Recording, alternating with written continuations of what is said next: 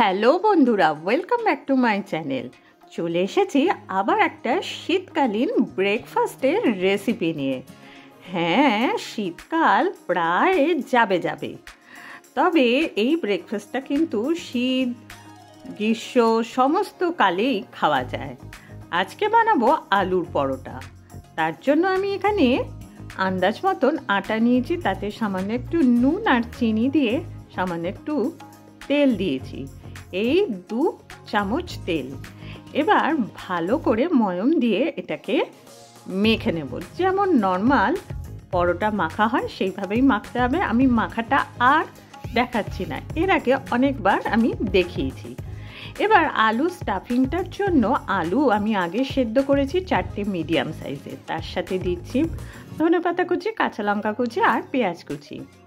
আচ্ছা, এর সাথে সামান্য একটু গাজর কুচি পড়ে গেছে, কারণ পেঁয়াজটা কুচির সাথে পেঁয়াজের কুচির সাথে গাজর কুচি করা ছিল, পেঁয়াজটা আলাদা করে আমি দিয়েছি, সেজন্য কয়েক টুকরো গাজর এখানে পড়ে গেছে। আপনারা দেবেন না, কিন্তু আপনারা শুধু পেঁয়াজ কুচি দেবেন। সাথে দিলাম লঙ্কার গুঁড়ো, হলুদ গুঁড়ো, আর দিচ্ছি গরম মশলা গুঁড়ো, আর দেবো আমচুর পাউডার। অনেকে এই স্টাফিংটা অনেক রকমভাবেই করে, তবে এইভাবে করলে শর্টকাট হয়, খুব তাড়াতাড়ি এটা করা হয়ে যায়। আর দিচ্ছি জোয়ানটা হাতে ক্রাশ করে নিয়ে দিচ্ছি, তাহলে কি হবে, গন্ধটা খুব সুন্দর আসে। যেটা বলছিলাম, শীত গ্রীষ্ম বর্ষা এটা সমস্ত কালেই ব্রেকফাস্টে সবার খুবই ফেভারিট। আর শীতকালে তো রাত্রেবেলা ডিনারেও এটা বেশ ভালো লাগে। সামান্য একটু চিলি ফ্লেক্স দিলাম, আর সবার শেষে আমচুর পাউডারটা দিলাম, আর দিচ্ছি সর্ষের তেল, কাঁচা সর্ষের তেল। এবার ভালো করে স্টাফিংটা কিন্তু আমি মেখে নেব। আপনারা চাইলে এই স্টাফিংটা তেলে একটু নাড়িয়ে নেবেন, কষিয়ে নেবেন। আমি আর তেলে কষাচ্ছি না, এইভাবে করলে তাড়াতাড়ি হয়েও যায়। ও হ্যাঁ, আমি তো নুন দিতেই ভুলে গেছি, নুনটা তো ইম্পর্টেন্ট, তাই শেষে নুনটা দিলাম। নুনটা দিয়ে ভালো করে মেখে নিচ্ছি। নুনটা আপনারা বুঝে দেবেন, আলুতে একটু নুন টানে, সেটা আপনারা বুঝে দেবেন। আর এদিকে আধ ঘন্টা হয়ে গেছে, আটা মাখা হয়ে গেছে। আর আলুর পরোটা কিন্তু সম্পূর্ণ আটাতেই হয়। এবার ভালো করে হাত দিয়ে মসটিয়ে নিচ্ছি। আমি আন্দাজ মতন লেচি কেটে নেব। আলুর পরোটা কিন্তু একটু বড় বড় হবে। আপনারা চাইলে ছোট পরোটাও করতে পারেন, তবে আলুর পরোটা বড় বড়ই ভালো লাগে।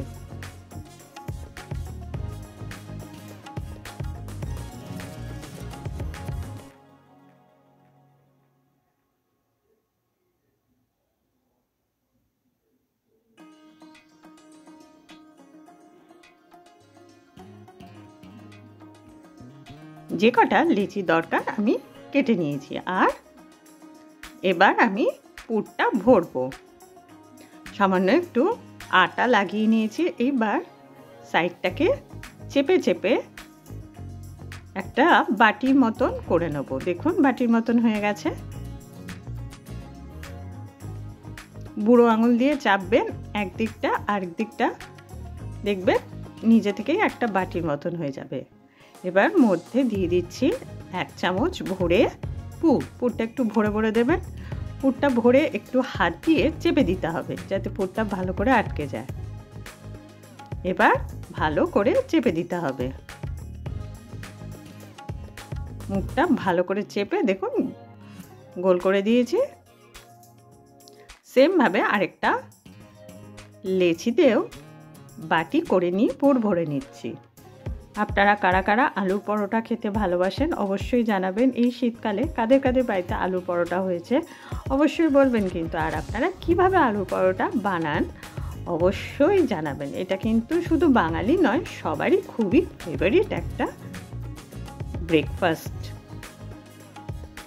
হ্যাঁ, এটা একটু হাই ব্রেকফাস্ট, মানে একটু পেটটা ভরে যাবে আর বেশ হেভি, তাও এটা মাঝে মাঝে তো খাওয়া যেতেই পারে। আর শীতকালে তো এটা খুবই ভালো লাগে। আমি কিন্তু এটা ডিনারে বানাইনি, আমি কিন্তু ব্রেকফাস্টে বানিয়েছি। সাধারণত আমাদের বাড়িতে পরোটা, লুচি এগুলো সানডে করেই হয়ে থাকে। সানডে বাদে কিন্তু আমাদের মানে অন্যান্য দিনে আমাদের বাড়িতে পরোটা বা লুচি হয় না, অন্যান্য ব্রেকফাস্ট বানানো হয়ে থাকে। যে কটা ব্রেকফাস্টের রেসিপি আপনারা দেখেছেন না, সবকটাই কিন্তু আমাদের বাড়িতে ব্রেকফাস্টে হয়েছে সানডেতে। তাই সপ্তাহে একদিন লুচি পরোটা খাওয়া যেতেই পারে, তবে খুব একটা বেশি খাওয়া কিন্তু কারোরই উচিত না। আর ময়দা লুচি একটুখানি অ্যাভয়েড করাই উচিত, মাঝে মাঝে খাওয়া যেতেই পারে। ভালো করে বেলে নিয়েছি, দেখুন একটা ফোঁটাও পুর কিন্তু বেরোয়নি। এবার চাটু গরম করে, না আমি ফ্রাইং প্যানে ভেজেছি, চাটুতেও ভাজা যায়, চাটু গরম করে এপিট ওপিট ভালো করে প্রথমে সেঁকে নেব। আর হ্যাঁ, এখানে কিন্তু আমি সামান্য একটু ঘিতে ভাজবো। আলুর পরোটা না সামান্য ঘিতে ভাজলে খেতে দারুণ লাগে। আপনারা একবার এইভাবে ভেজে দেখবেন। আলুটা যখন সেদ্ধ করবেন খুব ভালো করে স্ম্যাশ করে নেবেন, যাতে কোনো দানা ভাব না থাকে। দানা ভাব যদি থাকে তাহলে পুর ভরার পর লিচিটা বেলতে কিন্তু একটু অসুবিধা হবে, যেটা আমার একটা পরোটাতে হয়েছিল, একটু দানা ভাব থেকে গিয়েছিল। যাই হোক, সেটা সবগুলোতে হয়নি। দেখুন অল্প অল্প ঘি ব্রাশ করে আমি দুদিকটা চেপে চেপে ভেজে নিচ্ছি।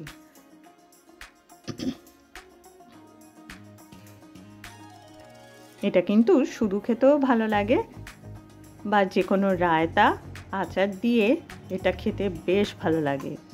আরেকটা পরোটা ভাজছি, প্রথমে দুদিকটা সেঁকে নিচ্ছি শুকনো তাওয়ায়, মানে শুকনো প্যানে। উল্টাতে গিয়ে সামান্য একটু ফেটে গেল, তাতে কোনো অসুবিধা কিন্তু হবে না, যেহেতু পরোটাগুলো খুবই বড়, তাই উল্টাতে গিয়ে ফেটে গেল একটু। আর আমি খুন্তি দিয়ে উল্টাতে পারি না, ঠিক অসুবিধা হয়।